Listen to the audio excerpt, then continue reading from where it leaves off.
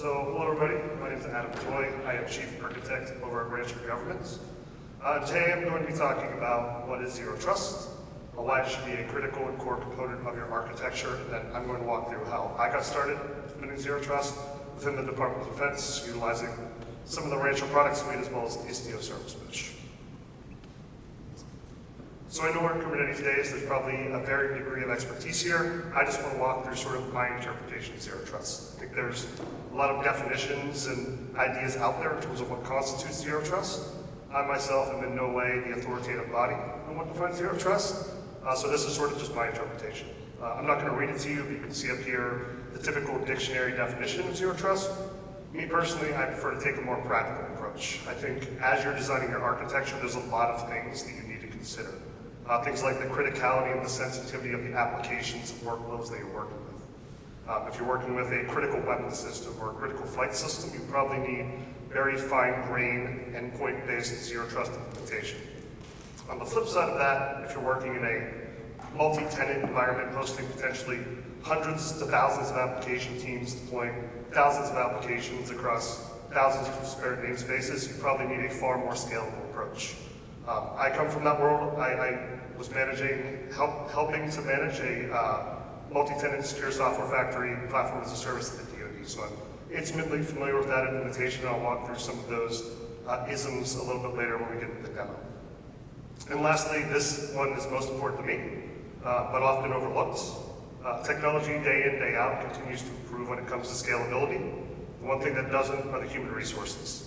And at this point, you still need a platform engineer, if not a team of platform engineers, to build and maintain your Zero Trust architecture, especially at scale. So you always need to consider that as you're developing and architecting out your entire Zero Trust architecture, so you can maintain in the event that an engineer moves to a new opportunity or whatever the case may be. The other thing I always like to emphasize when it comes to Zero Trust, in no way is Zero Trust a silver bullet. It is just another tool in your tool belt. You need to approach it that way if you want a truly secure environment. There's a lot of other things that you need to include to actually maintain that security posture. This list is in no way exhaustive. These are just sort of the things that pop at the top of my head. First and foremost, least privilege. I know there's a lot of parallels between least privilege and Zero Trust, but essentially making sure that any entity that's accessing your system, whether it's a user or a system, essentially only has the rights, only has the rules, the roles, to access what they need to perform their function, and they shouldn't have extended rules beyond that. Adversarial penetration testing. You should always, always, always continuously test your environment, day in and day out. The second you assume your environment is secure is the second you will be compromised, I promise you. But you need to take it a little bit further than that, right? You need to be approaching your testing in a way that the adversary would be approaching it, because at the end of the day, they're the ones who are trying to compromise your system. So you need to make sure you're doing it in a manner that would be the way an adversary would be doing it. Application configuration. This is especially important in context of commercial off-the-shelf or government off-the-shelf products where you don't necessarily own the source itself. But you need to parse through the documentation of that application and make sure you're deploying it in a very secure, very hardened fashion up to the specs that they tell you to implement it. A misconfigured application can nullify all of the benefits of the rest of your security posture. Policy enforcement. So this one is near and dear to my heart. We live in a technological time at this point that we should be relying on technology to ensure that all of our clusters are within compliance. We shouldn't be reliant on a piece of paper that somebody assigned. To that point, if you, especially working in the Kubernetes space, have the ability, you should always implement that policy enforcement as basically that technical means to make sure that your cluster and all the things running in your cluster are always within your compliance guidelines. And we'll walk through that a little bit later when we get to the demo itself. So the next thing I want to cover, just in case there are those out there who haven't had the opportunity to work with Istio or sidecar-based service meshes in general, this is how Istio works as of today. There's been some news over the past couple of weeks regarding to ambient mesh that Istio and some of the other ones are starting to move away from the sidecar, but this is sort of the way it's going to work for the foreseeable future, probably a year out before that's even prod ready, so I'm going to focus on this. So the way Istio works, essentially at a very high level, is that once you install Istio and you label your namespaces for Istio injection, Every application, every pod that gets deployed into that namespace, there'll be a mutating webhook that Istio will then automatically inject an Istio sidecar to run right alongside your application container within that same pod. That Istio sidecar, through the manipulation of IP tables, will essentially enforce the fact that any traffic into or out of that application container has to proxy through that sidecar. And then you have the ability to apply rules and routing to that sidecar just to make sure that only the traffic that you want can get through it. One other note, and this is more at the Kubernetes primitive layer, since those two containers are running within the same pod, they are essentially isolated to their own private network space. You can think of this as they can call each other on local hosts, they share the same port space, et cetera, et cetera. So since those are in that isolated network space, they're inherently secure, and at no point is traffic between those going over the wire. So now that once you've set up sort of Istio injection, and you have a mesh, and the mesh can be defined as essentially your entire suite of Istio injected workloads. The way that traffic between those workloads works, that by default Istio will create its own certificate authority. You can also feed it a certificate authority if you want to, but Istio will then provision certificates for each sidecar, and then those sidecars will use those certificates to actually validate using Istio mutual TLS between that traffic from each sidecar to each sidecar that they are in fact who they say they are, they're signed by the same CA, and they adhere to all the rules that you've defined. And then Istio will encrypt all of that traffic with mutual TLS. The great benefit of that is the application containing the application code is not aware of that at all. They don't need to make any changes for it. And hopefully that kind of shows you the power of it in the sense that you offload all of that necessity from the code itself. You can do it all at the mesh layer and sort of manage it at the infrastructure layer. So now that we kind of walked through all of that, I do have a demo. Real quick, I want to talk through sort of the tools that I'm using here. The first two are the sources. I'll either pull this up at the end or by all means come talk to me, I can share this out with you. But in terms of the tools I'm using, I'm going to be using Rancher Desktop. If you haven't had the opportunity to use Rancher Desktop, give it a shot. It's great. It gives you a way to very quickly stand up a Kubernetes environment on your local workstation. It's great for developers. It's also a drop-in replacement for Docker CLI. I've already talked about it. I'm going to be using Istio Service Mesh as well. And then lastly, for policy enforcement, I'm going to be using another Rancher tool known as Kubernetes. So let's go ahead and get into the demo. Let me stop sharing that. Perfect. So just to sort of level set sort of in terms of what I've already done. So I've already installed Istio. I've configured sort of the basic routing just to allow basically route traffic from my Istio Ingress controller down to my application. And I've also installed Kubernetes. But I have implemented no level of zero trust at this point. There's no zero trust in place, nothing anywhere. So basically anything can talk to anything. As you can see here, this is sort of a live look-in. Let me make that a little bit bigger. Okay.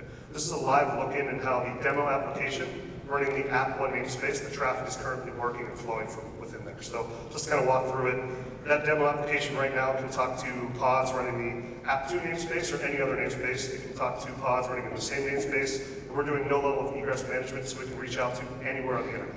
Obviously this is ideal, so let's go ahead and start layering on some capabilities when it comes to Istio Service Mesh. So I'm going to be walking through a handful of the Istio custom resources that you can implement yourself and sort of get started with this, and I'm just going to walk through exactly what they do.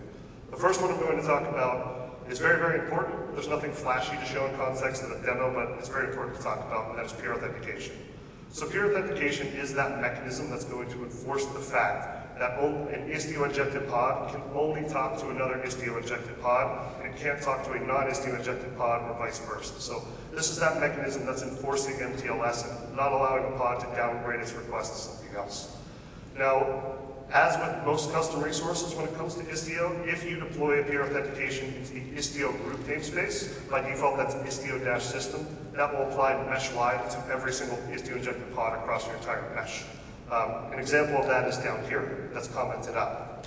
Now, for the sake of the demo today, I'm going to be deploying peer authentications explicitly in the two pertinent namespaces that I'm using, app1 and app2, to emphasize the point. When you are implementing peer authentication, if you don't have the ability to do it mesh-wide, you have to do it scope namespace by namespace. You need to make sure that every relevant namespace has a peer authentication set to strict in that namespace. If you have one namespace that has it set to strict and another one that's set to permissive, where that resource doesn't exist, it'll default down to that permissive mode. So it's very, very important to make sure that if you are scoping it namespace by namespace and there's specific namespaces that it won't work for, to set it for strict in each one of those namespaces. So like I said, nothing flashy to show here, but I am going to apply that. We'll move on to the next custom resource. So the next custom resource I'm going to be talking about, and we'll spend a bunch of time on this because there's a few to get through, is authorization policy. Authorization policy is sort of the bread and butter when it comes to defining your inter-cluster zero trust. That is what defines the ingress rules for each one of those sidecars that are right next to your applications. So this is a very common authorization policy, and hopefully it's pretty straightforward. Now, like the peer authentication, I'm deploying this authorization policy into the Istio root namespace, which means it will apply globally across my entire mesh. So this is essentially a mesh-wide default deny. And when you have your spec defined as empty, it's going to basically apply default deny, and any request into one of those sidecars will automatically be rejected. Now, the one thing I want to note about authorization policies that differ from traditional network policies is the fact that you don't technically need a default deny when it comes to authorization policies. The second, an allow policy is attached to a pod. The default deny is implicitly created. Me personally, I always like to have that default deny policy there. In the event that, for instance, all of your allow policies disappear, that would allow that unauthorized traffic in. But if you have that default deny there, that's sort of your safeguard, just to make sure that hypothetically, if your allow policies disappear, it'll still block it. So let's go ahead and apply that.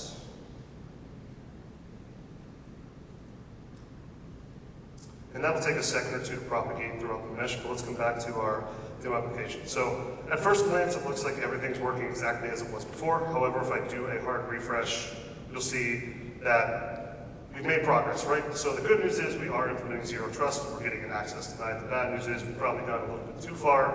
We're blocking all traffic. So essentially what's happening right now is that traffic is flowing into my cluster, hitting my ingress gateway pod, which is sort of that entry point into my cluster. That is proxying the request down to my application. But since that application has the default deny on it, it's not even allowing traffic from my ingress controller. So let's go ahead and fix that. So the next authorization policy we're going to talk about is to fix that problem. So let's just walk through this real quick. So this one is being applied instead of the Istio system namespace only to the app1 namespace. So it's only applicable to workloads running the app1 namespace. Keep in mind this is ingress-based rules. This is going to be an allow policy, and this is only going to apply to workloads in the app1 namespaces, pods in the app1 namespace that are labeled app equals demo. Coincidentally, that will match the demo pods that we're working with today. And the next part I want to cover is the rules. So the way Istio works in terms of authorization policies, defining the principles in terms of what other element that's Istio injected can talk to the other ones is through the use of Kubernetes service accounts. Super high level, just to sort of walk through this, all this is basically saying from a cluster local perspective is allow traffic into the pods running in the app1 namespace labeled app equals demo from the Istio system namespace, any pod utilizing the service account, Istio ingress service account. And the way Istio ingress gateways work is the second you provision an ingress gateway on your mesh, that service account will automatically be generated and attached to those pods. So this should fix our problem. Let's go ahead and apply it. Okay, let's do that. And that'll take 5 or so seconds to propagate throughout the mesh. Let's do a refresh, another second. Looks like it's coming back. Perfect. So we fixed that problem. But let's give that a second for our application to pop up. You can see things have changed, right? So that implicit default deny that we've put in place is affecting sort of the traffic within our mesh as expected. Now, one thing I'll note, you'll notice that app1 can still reach out to the internet. We've done nothing with egress. We'll come back to that a little bit later. But in context of what has changed, now that we have that default deny, the demo pod running the app1 namespace can no longer reach out to pods in the app2 namespace or any other namespace for that matter, nor can it even reach out to pods running in the same namespace. So let's talk about that second issue first. So I mentioned scalability when it comes to implementing zero trust. This is a very, very common pattern when you are implementing zero trust at scale. With some caveats. So basically what this authorization policy is doing, again, it's applying to the app1 namespace. It is an allow policy, and there's no selecting here. So this is going to apply to every single Istio injected pod in the app1 namespace, but it's going to allow traffic from any other workload running in that same app1 namespace. So you can think of this as inner namespace traffic, allowing all of that. Now the caveat to this obviously is the fact that you need to be able to scope your applications down to a single namespace, and you're basically just telling that application it can trust itself and nothing else. If things go further than that, and there's multiple namespaces or common namespaces that things need to talk to, you would need additional authorization policies layered on top of that as well. But this is a very, very common pattern at scale. So if you are implementing at scale, I recommend using this. And if you need more fine-grained policies, layering those on as they come up. But let's go ahead and apply that policy. And come back to my application. And that, again, that'll take 5 to 10 seconds, faster than I thought. And it'll flip back and forth because I do have my demo pod running HA, so it's basically propagating throughout each one of those pods, but eventually this will turn to success. So at this point, for those of you who are familiar with Kubernetes, you're probably asking yourself, this is all great, but I can do all of this with network policies. What's the big deal? I have two-part response to that. For one, you are absolutely correct, and you should be implementing network policies in addition to your authorization policies. For one, defense in depth. Always do defense in depth. But beyond that, there are things that network policies do better than authorization policies. We'll talk a little bit about that when we talk about egress. But on the flip side of that, there are a lot of things that authorization policies can do that network policies cannot. Authorization policies in the Istio service mesh itself works at layer 7, so it has all of that HTTP and HTTPS metadata to work with for each one of those requests to do very fine-grained routing. So to that point, let's talk about sort of fixing this little issue here between the demo pod and app 1, reaching out to the demo pod and app 2 namespace. Grab it real quick.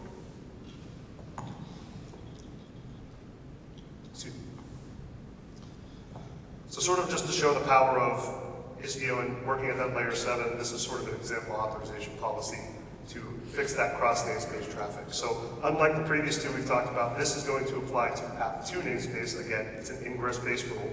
It's going to be allow, and again, a selector on app equals demo. And this line should look pretty familiar that this is going to allow traffic from any pod running the app 1 namespace that's utilizing the default service account, coincidentally the service account that app 1 is utilizing. But then let's get to the 2 blocks. So right out of the gate, you can see sort of the power of this in the sense that since I have that metadata, I can limit this request explicitly to the container port 8080, utilizing the HTTP verb get specifically on /stacks. And that coincidentally is what my application only needs to reach out to in order to function.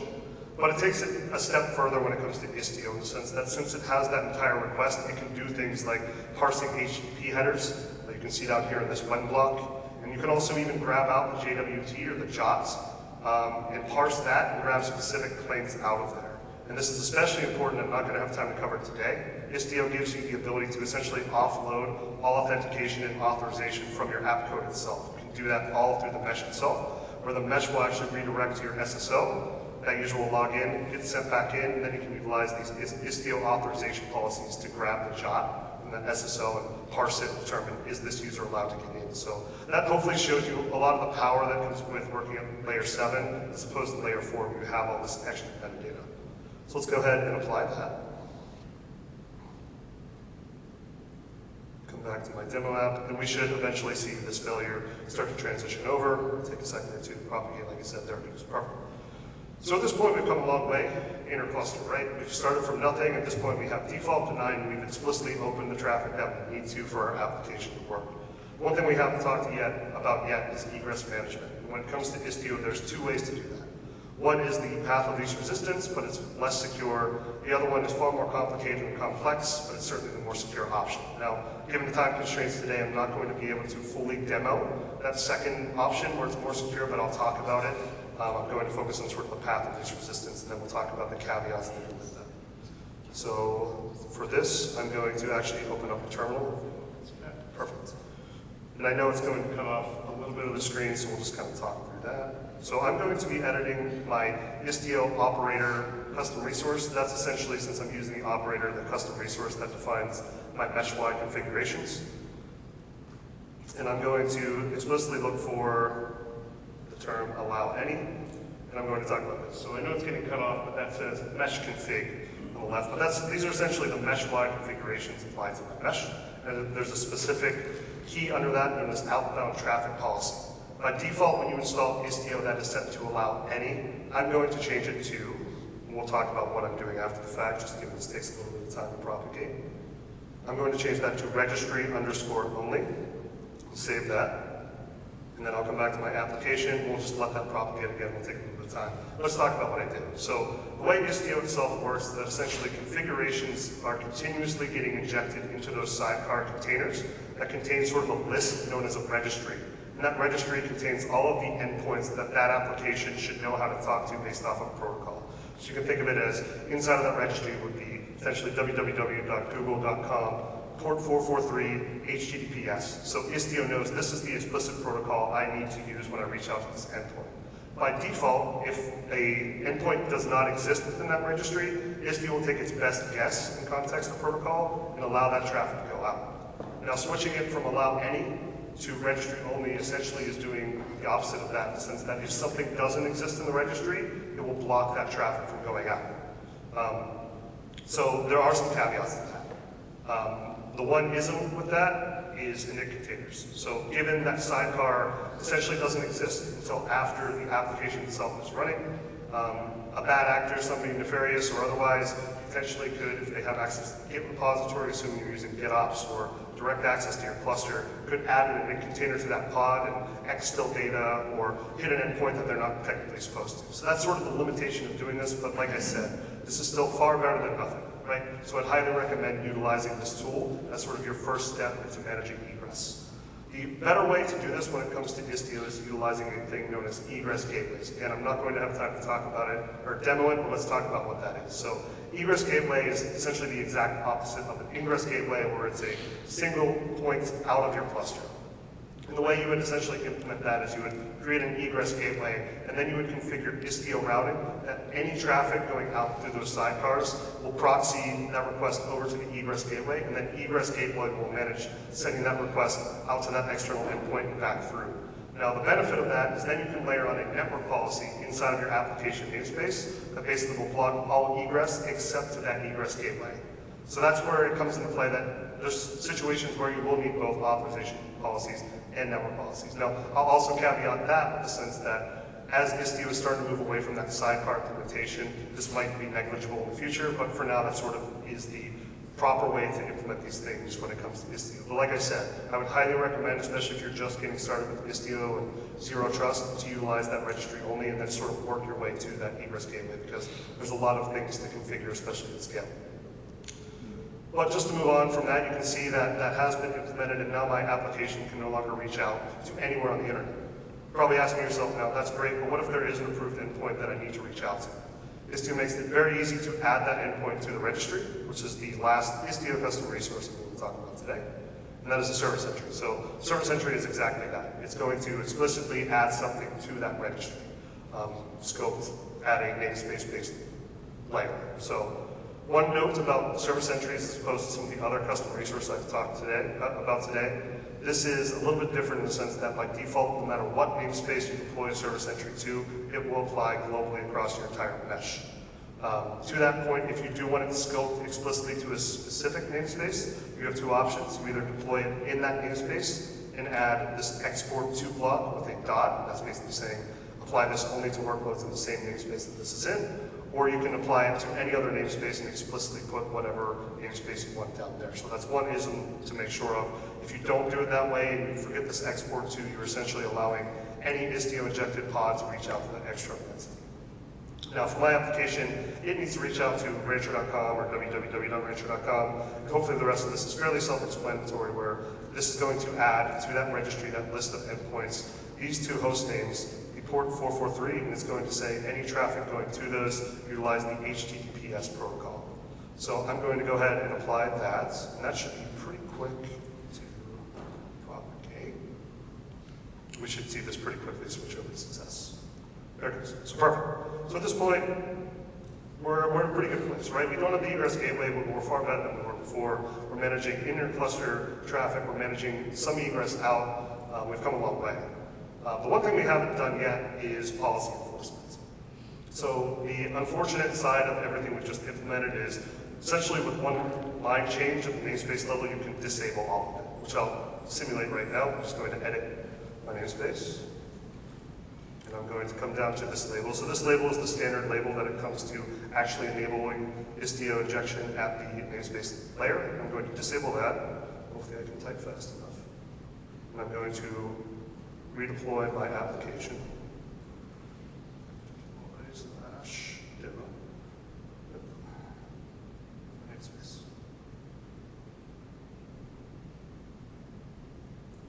I should have one.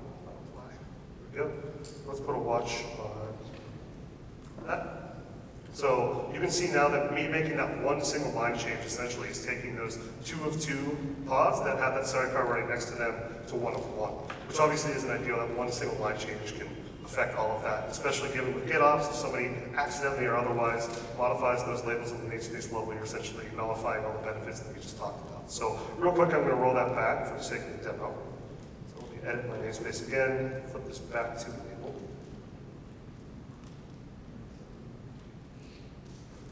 And I'm going to recycle my pods one more time. And let's talk about how we can mitigate that. So I'm going to pull up my VS Code. We're just going to talk about high level how policy enforcement works. So policy enforcement essentially works that every request to change a resource in your Kubernetes cluster is essentially a request to the Kubernetes API to do that. The way policy enforcement and all policy enforcement agents work is that they sit right in front of that API utilizing a webhook. Essentially, any request into the API to modify a resource, that enforcement agent will parse that request, compare it to all the policies that you have defined in your cluster, and if that resource request doesn't match the policies that you have defined, or whatever the case may be, it can either deny that request, or it can even mutate it so it's within compliance. So this is sort of that technical means to make sure that any request to your API to try to force your cluster out of compliance won't work. So let's sort of simulate that. And first I want to talk about KubeWarden. So KubeWarden is Rancher's policy enforcement implementation. There's a few differences between it and some of the other ones out there in the sense that KubeWarden's policies are written to accept WebAssembly, which at this point most modern day programming languages can compile down to. It can also accept Rego, so you could import your OPA policies or whatever the case may be, but it's really developer focused in the sense that it supports a multitude of programming languages. For the sake of the demo today, I wrote my own policy in Rust. That is this reference here. It's compiled down to a Docker image in which it's pulled in and utilized. So this is actually that policy.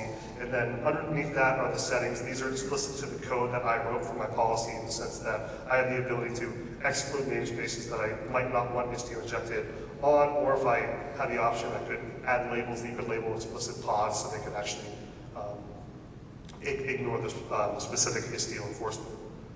Down in the rules section, this is essentially as that request comes into the API, the things that it's going to check for. So explicitly, the things that matter here are creates and updates on pods and namespaces. And for me, to keep it simple, I'm just essentially not mutating it. I'm going to deny that request. So let's go ahead and apply that. And I'm going to come back to my terminal. Now, the one thing with KubeWarden, essentially all the policies that you define get put into it, and what's known as a policy server. So I'm going to put a watch on Keegan pods -n KubeWarden. So basically, as I applied that, you can see this is 19 seconds old, it's spinning up now. And this will take a little bit of time to terminate, but basically this is the mechanism that as you change policies and things like that, this pod will cycle and those new policies will be applicable. This is usually the part where I don't have any good jokes because this takes 30 seconds or so, so let's give that a few more seconds and hopefully that terminating pod will go away. And then we'll walk through trying to simulate that. So let's walk through that simulation that I had before. So we'll go into K-edit namespace app 1, come down to Istio injection. Let's try to disable it again. Save you. That wasn't supposed to happen. Hopefully all of you have written to that a time or two.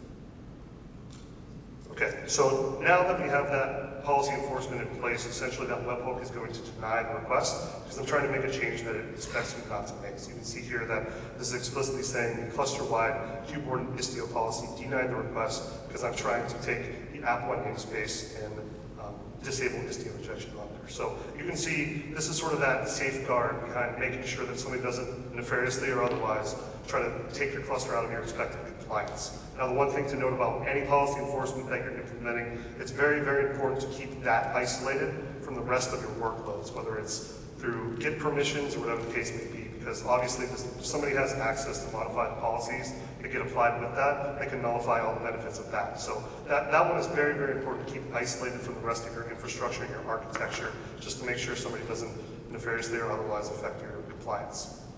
So with that being said, I do want to do a quick recap in terms of all the things we've covered. Come back here. This. So first thing we use Rancher Desktop. That's that tool that enables us to spin up that lightweight Kubernetes cluster on your workstation, and it's also serves as a drop-in replacement for your Docker CLI. Highly recommend checking it out if you haven't. Istio Service Mesh, that's that service mesh that ensures that all applications can only access what they need to in order to function, while also enforcing that encryption of traffic and offloading some of the work from the application business logic itself. And lastly, Kubernetes Policy Agent, that is that Rancher developed policy agent that enforces Kubernetes policy cluster-wide against bad actors and compliance violations. And with that, that's all I had. Thank you.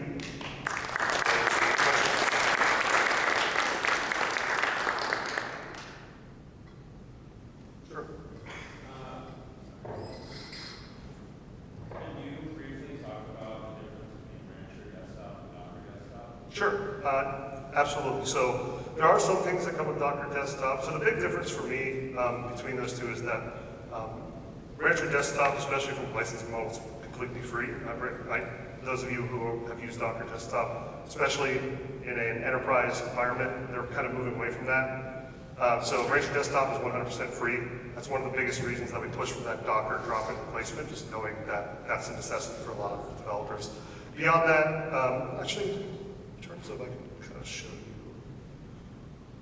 some of the configuration settings you have when it comes to Rancher Desktop. So in terms of the user experience, it's very similar.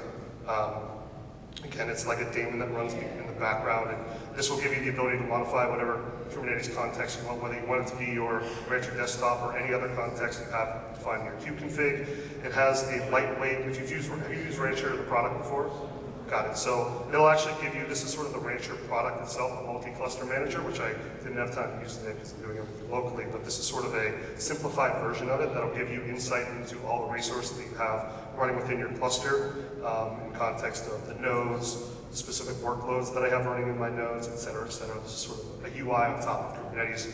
And you have the ability here to download your kube config and all of that. So that's one element of it. It also does have the ability in my preferences. Give that a second here.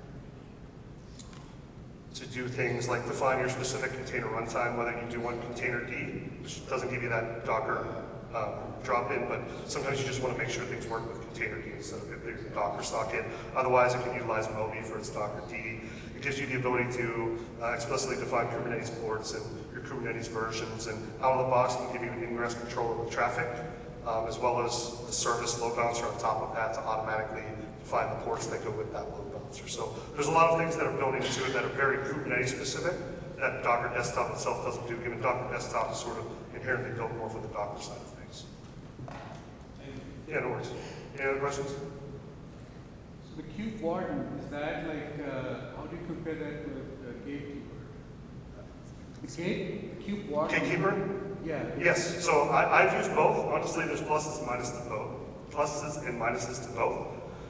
Kubernetes is very developer specific, right? Given the fact that it's WebAssembly, you sort of have to have some level of development knowledge to do it. Now it does support Rego policies. I personally haven't imported Rego policies, but I know it does support those. When I have used Gatekeeper before, the fact that it is Rego, that's more specific for those Kubernetes engineers who might not be developers. So if you are a Kubernetes engineer, you haven't done much development work, I'd probably push you towards Gatekeeper over KubeWarden. The other thing about KubeWarden, that open policy agent, it is that pod cycling. That's the one little ism with KubeWarden, that it does require the pod. But it is flexible in the sense that you can essentially scope, you can define that policy server that I cycled, that you saw cycling, you can define specific policy servers for specific policies and then scope those to specific workloads and specific namespaces. So you have a lot of granular control inside of the cluster as you define that out and layer on all of those KubeWarden custom resources. So it's a little bit more flexible, but it's probably more hands-on than open policy or Gatekeeper. Good question. Any other questions? Awesome, thanks everybody.